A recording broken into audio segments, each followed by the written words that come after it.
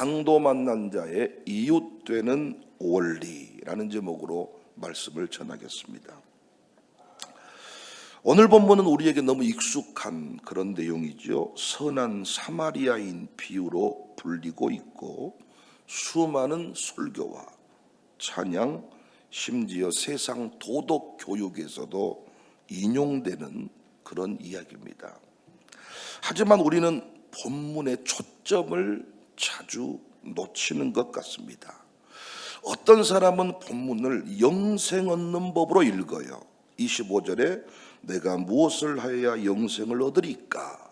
이 질문 때문입니다. 또 어떤 사람은 이웃사랑의 원리로 읽습니다. 37절에 이르되 자비를 베푼 자다. 예수께서 이르시되 가서 너도 이와 같이 하라. 이런 말씀 때문에 우리가 이웃을 사랑해야 된다. 이 정도의 이야기로. 그런데 오늘 본문의 핵심은 단순히 이웃을 도와주어라, 영생을 얻으려면 이웃 사랑을 실천해라, 이 정도 이야기가 아니라 29절에 보면 그 사람이 자기를 옳게 보이려고 여짜오되 그러면 내 이웃이 누구입니까? 이 말씀이 오늘 본문 비유를 제대로 푸는 키워드와 같은 말씀이 요 절입니다. 예수님은 내 이웃이 누굽니까? 이렇게 묻는 자에게 답을 주시는 거예요. 누가 내 이웃입니까? 물었는데 우리 예수님은 누가 이웃이 될 수 있느냐? 라고 질문을 바꾸어 줍니다. 36절입니다. 내 생각에는 이 세 사람 중에 누가 강도 만난 자의 이웃이 되겠느냐? 사람은 누구나 이웃의 범주가 정해져 있습니다. 결혼을 할 때에도 내 아들, 딸들이 어울리고자 하는 친구들의 범주도 부모님의 머릿속에 정해져 있습니다. 여러분은 아들, 딸들이 아무하고나 어울리면 좋겠어요? 틀림없이 야 이놈아 사람 같은 놈하고 좀 놀아야, 야 이놈아 그 집은 안 된다, 야 이놈아 그 집 정도면 괜찮다. 누가 결혼한다고 할 때도 야야야야 어찌 네가 그런 집에 아들 딸과 어떻게 우리 집과 그 집이 어울리냐? 안 된다. 우리가 정해놓은 이웃의 범주가 있습니다. 지금은 좀 달라졌지만 여러분 마음속에 함께하고 싶은 가정교회 식구들이 있지요. 이 정도면 내 가정교회 식구로 적합합니다. 근데 또 마음속에 이 사람은 우리 가정교회 안에 들어오지 않았으면 좋겠단 말이에요. 이렇게 우리 인간은 이웃의 범주가 정해져 있어요. 그런데 예수님은 누구든지와 이웃이 되어야 한다는 것입니다. 이주민 사역을 시작한 우리에게 오늘 본문은 새로운 느낌으로 다가올 수 있어요. 가정교회를 잘 운영한다는 측면에서도 오늘 본문을 잘 이해할 필요가 있어요. 어떻게 우리는 모두의 이웃이 될 수 있나요? 누가 내 이웃입니까가 아니라 누가 이웃이 될 수 있겠느냐? 광산구에 많은 영혼들이 살고 있는데 그들의 이웃은 우리가 되어야 할 줄로 믿습니다. 강도 만난 자의 이웃되는 원리, 첫 번째, 불쌍히 여겨야 합니다. 33절입니다. 어떤 사마리아 사람은 여행하는 중 거기 이르러 그를 불쌍히 여겨. 여러분 잘 아시는 바대로 사마리아인은 유대 민족에게 천대받던 자들이었지요. 정통신앙 기준에서 보면 그는 이웃이 될 자격이 없는 사람이었지요. 절대로 사마리아인들과 어울리면 안 됐잖아요. 그런데 예수님은 바로 그 사람을 참 이웃의 모델로 제시하고 있습니다. 여기서 강조되고 있는 한 단어가 있는데 불쌍히 여겼습니다. 이 단어는 신약 성경에서 예수님께서 자주 사용하시던 단어입니다. 마태복음 9장 36절에 예수께서 무리를 보시고 불쌍히 여기셨다. 마가복음 1장 41절에도 불쌍히 여기사 손을 내밀어 고치셨다. 여기 불쌍히 여겼다는 말이 뭐냐? 차별 없는 마음으로 대했다는 것입니다. 그가 누구든지 간에 어떤 선입관, 차별의 마음을 내려놓고 그 영혼을 바라보았다는 거예요. 어떻게 이웃사랑을, 어떻게 우리가 많은 사람들의 이웃이 될 수 있냐? 누가 내 이웃입니까? 정해진 범주를 깨고 누구든지와 이웃이 될 수 있는데 어떻게 차별 없는 마음으로 대해야 한다는 것입니다. 혈통을 넘어서는 마음, 종교를, 신앙을 넘어서는 마음, 자격을 따지지 않는 마음, 이것이 하나님 나라 확장을 꿈꾸는 우리의 기본 마인드라는 거예요. 여전히 우리 안에는 거리두기의 대상이 많습니다. 너무 가난한 사람, 너무 더러운 사람, 너무 무서운 사람, 이주민들, 애국인들, 노숙인, 장애인, 여러분 아들, 딸들이 노숙인들과 친구를 하고 관계를 맺는다면 여러분은 허락하시겠습니까? 노숙인 출신의 사람을 데려와서 며느리를 삼고 사위를 삼겠다고 할 때 여러분은 감히 그렇게 해라 라고 말할 수 있겠습니까?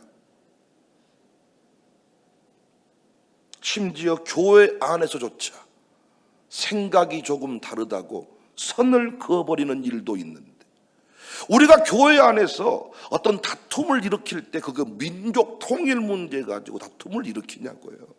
아니지 않아요. 예수님이 새로운 차원의 이야기를 하십니다. 영생운운하고 있는 자에게 누가 이웃이 될 수 있겠느냐? 강도 만난 자. 예수님은 한 번도 세상을 새롭게 하겠다고 한 적이 없습니다. 세상에서 택한 백성을 구원하시겠다고 했습니다.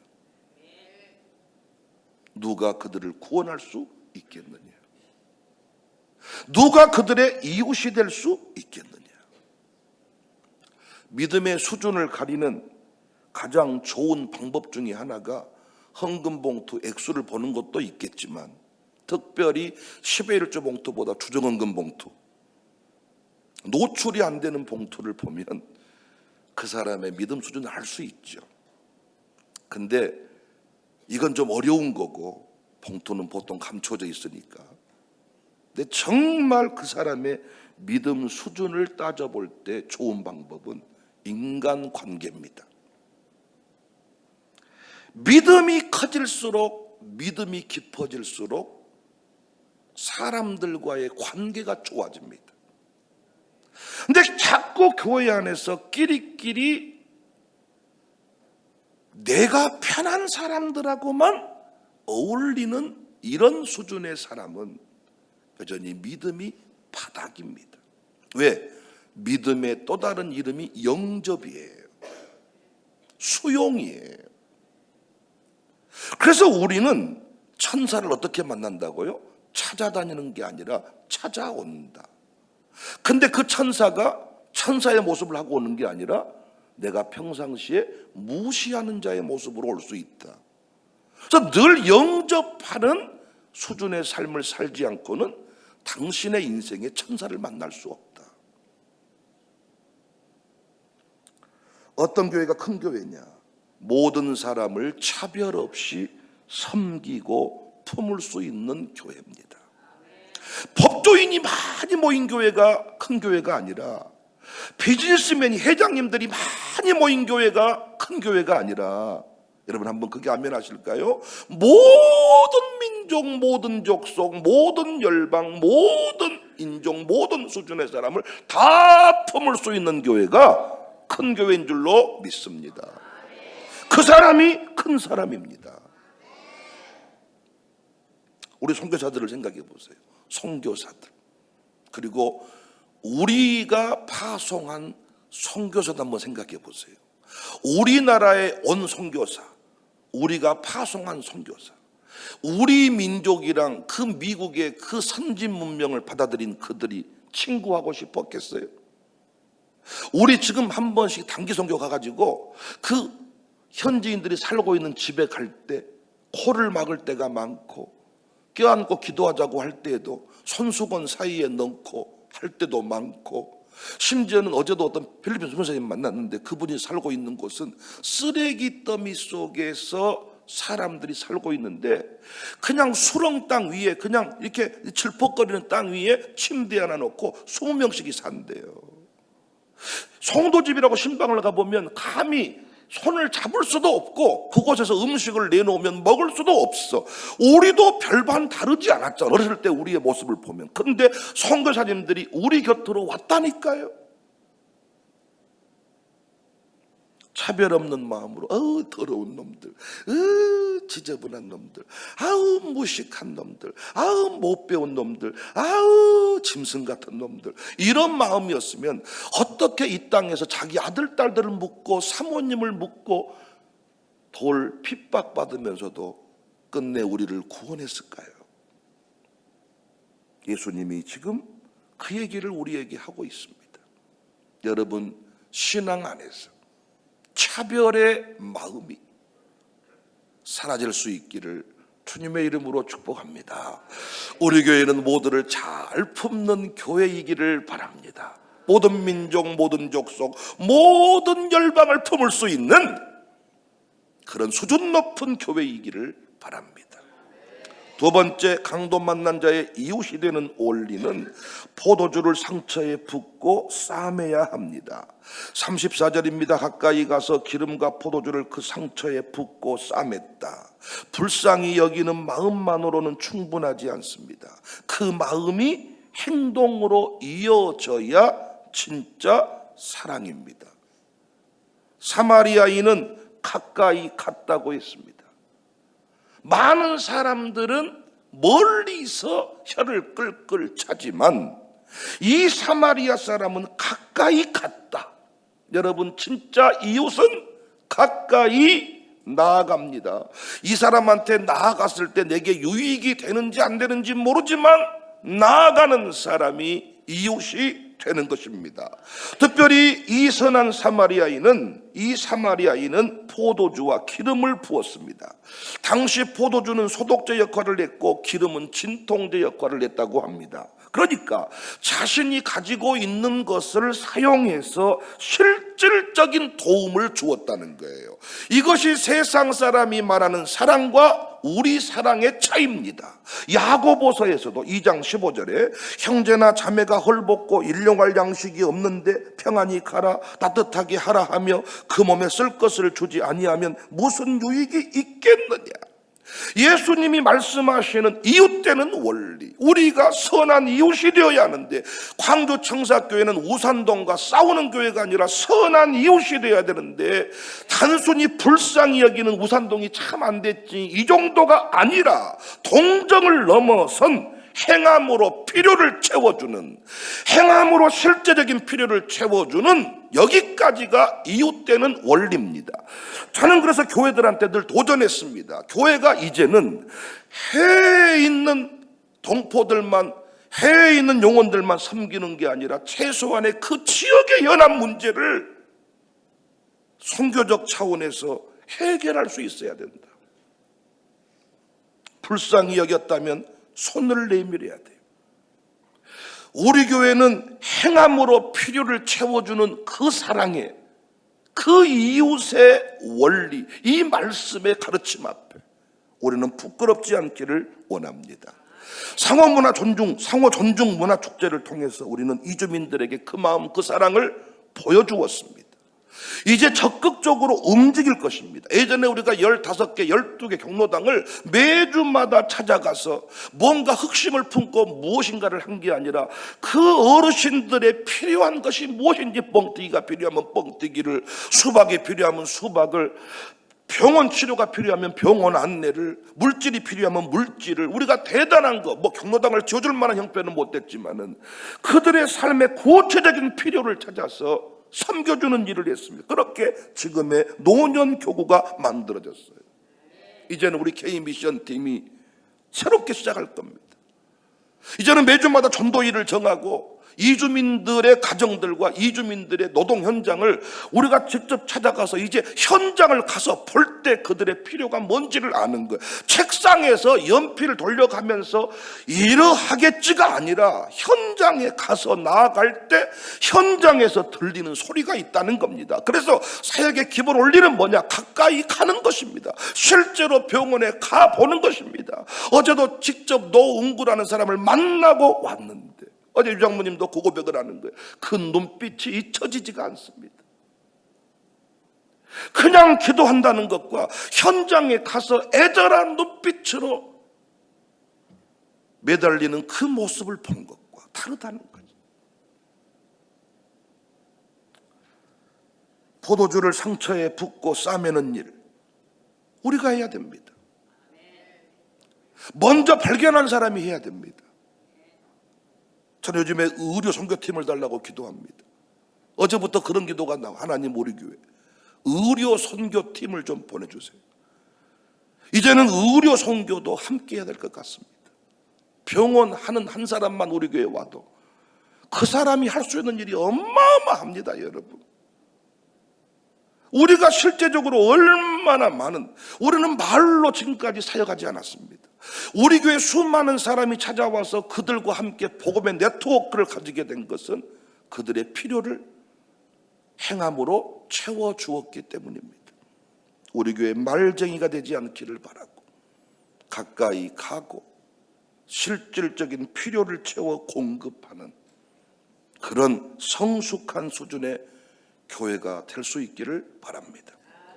마지막 세 번째입니다. 비용이 더 들면 갚으리라 해야 합니다. 불쌍히 여겼습니다. 포도주를 상처에 붓고 싸매 주었습니다. 35절 보니까 그 이튿날 그가 주막 주인에게 데나리온 둘을 내어주며 이르되 이 사람을 돌보아 주라.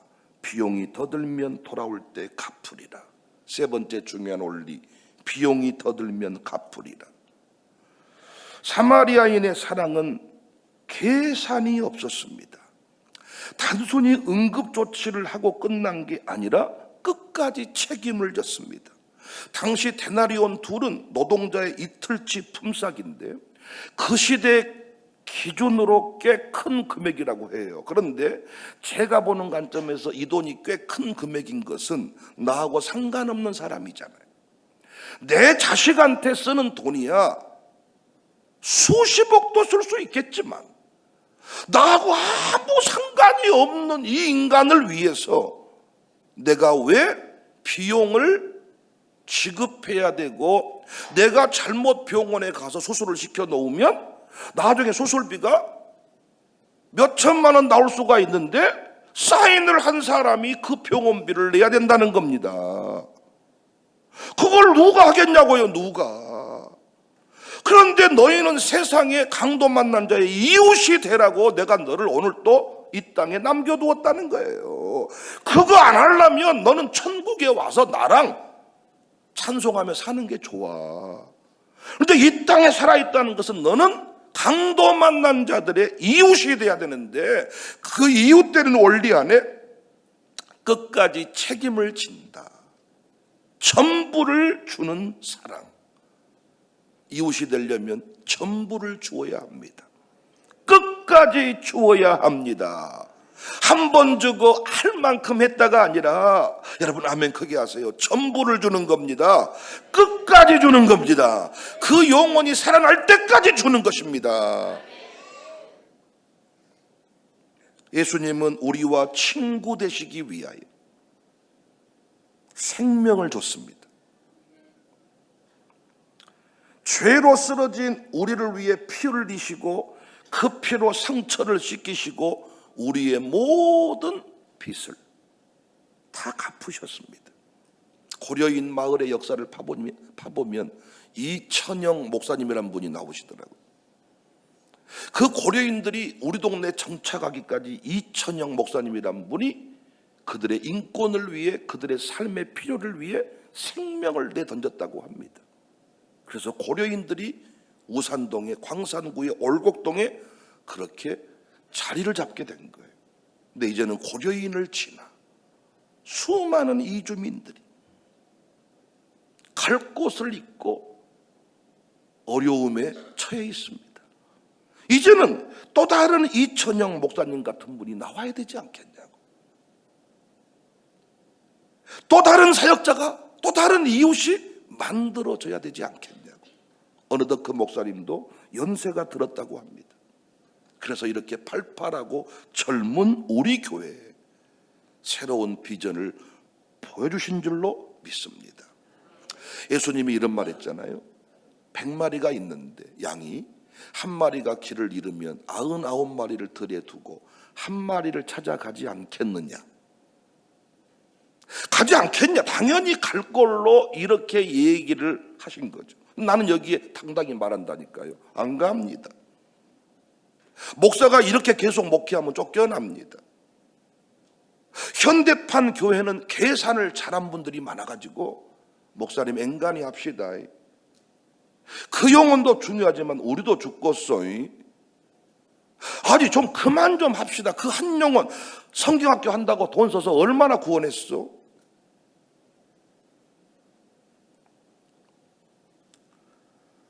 가룟 유다는 똑똑한 사람입니다.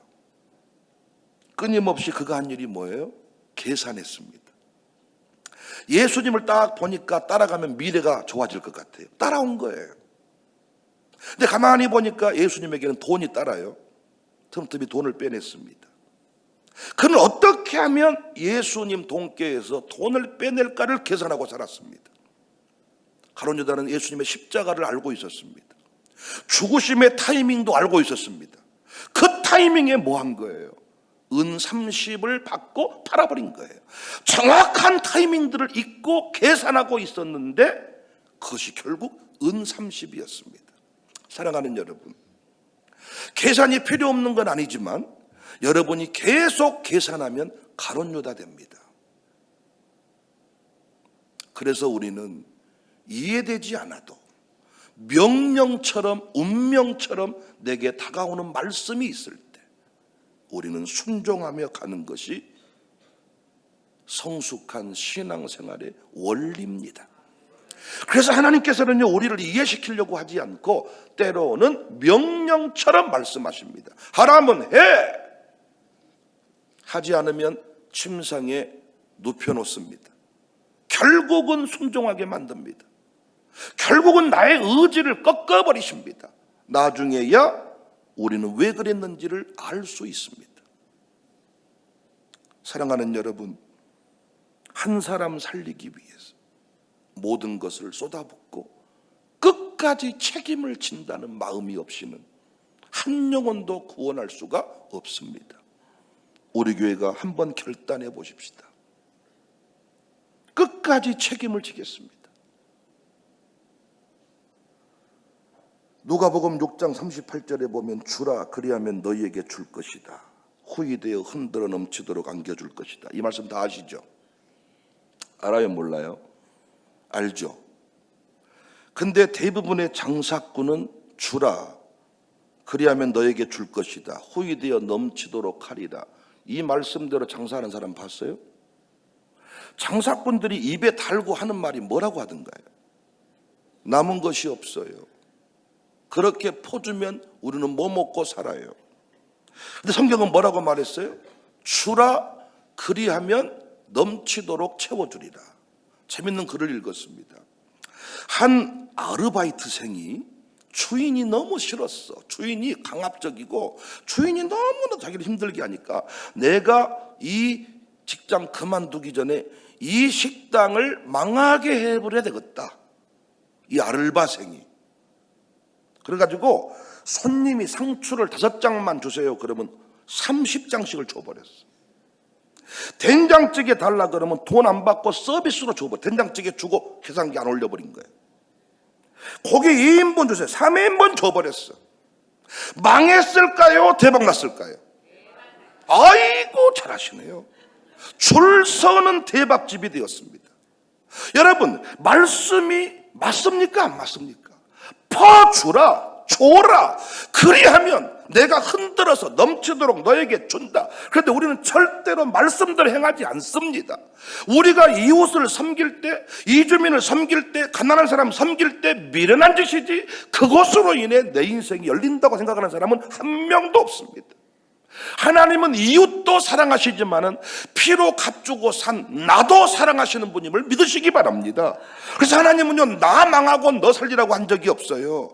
반드시 하나님은 나에게 가장 좋은 것을 주시는데 주라고 한 말씀 속에도 네가 잘 되는 원리가 담겨져 있는 거예요.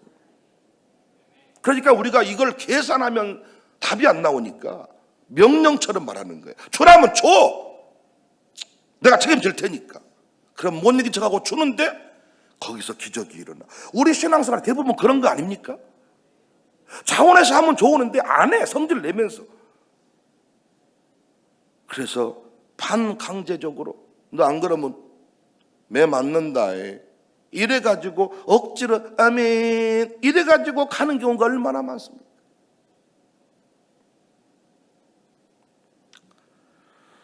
단적인 예를 제가 든 것 같지만은 말씀에 순종하는 것이 이와 같아요.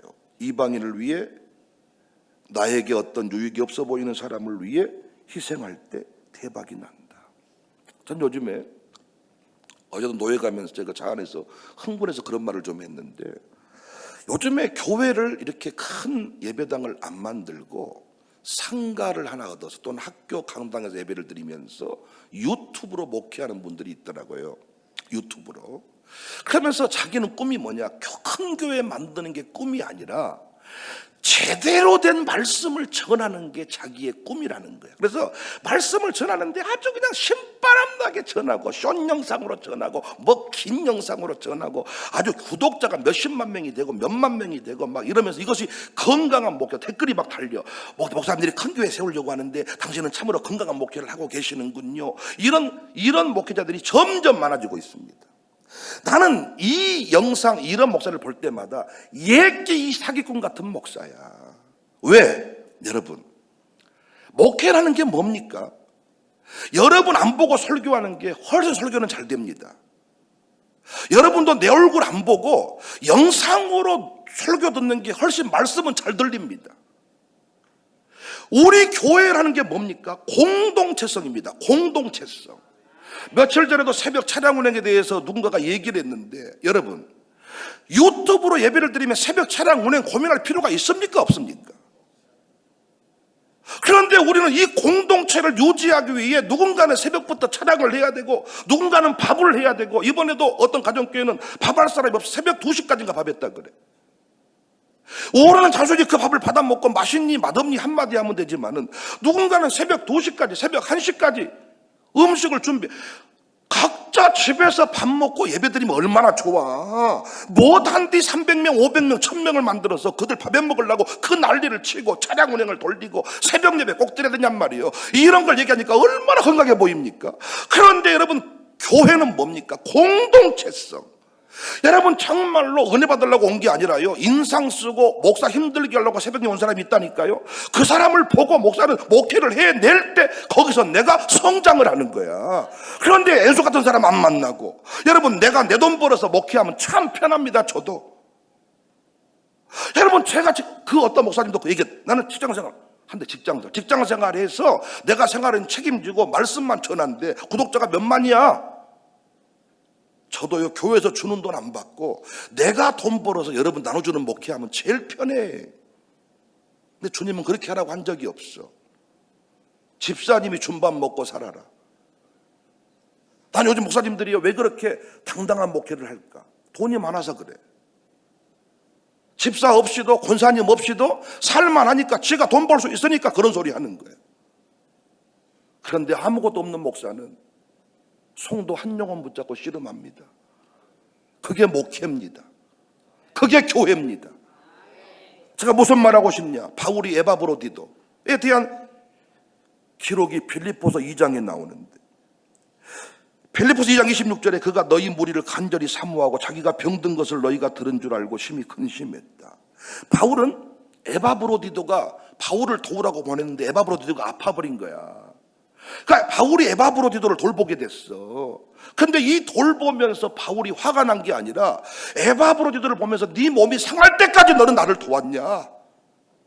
그러면서 에바브로디도를 바울이 섬기면서 바울이 또 눈물이 난 거야. 이게 교회입니다. 여러분이 여기 있는 연약한 목사를 섬기면서 여러분이 살아나는 거고, 내가 시험 들고 삐치고 열받아 있는 여러분들을 섬기면서 내가 은혜를 받는 거고, 내가 혼자 예배드리면 성장 없습니다. 내가 누군가의 새벽 찬양을 운행하고, 내가 누군가의 밥을 책임지고, 힘든 영혼들과 그 영혼들을 품고 내가 잘못한 거 없는데 잘못했다가 사과를 하면서 거기서 나의 쓴뿌리가 뽑히고 성장을 하는 게 교회입니다.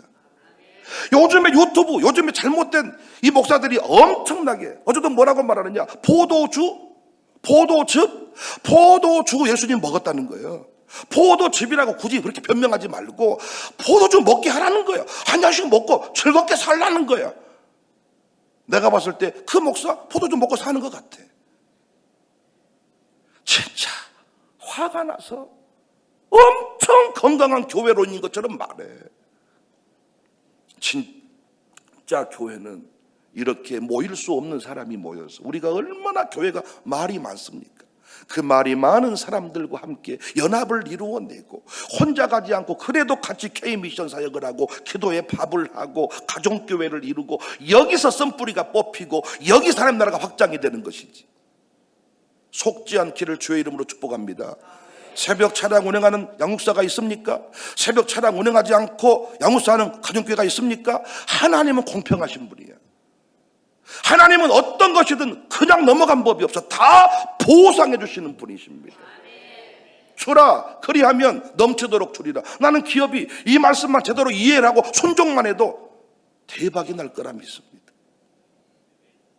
끝까지 책임지는 교회, 모든 것을 다 줘버리는 교회, 그게 목회고, 그게 이웃 사랑의, 이웃을 만들어가는, 이웃을 확장해가는 원리입니다. 우리 교회를 좋아하는 사람이 없을 겁니다. 그런데 우리가 이 말씀대로 행하면 다 우리의 이웃이 됩니다. 우리 교회 확장의 역사가 일어나고 있습니다. 이 원리대로 살아서 그렇습니다. 오늘도 하나님 내게 넓은 마음 주세요. 이 사마리아인처럼 살 수 있도록 도와주세요. 내가 이런 목회, 이런 양육사, 이런 사역장 되도록 하나님 도와주세요. 기도하는 아침이 되어지기를 바랍니다.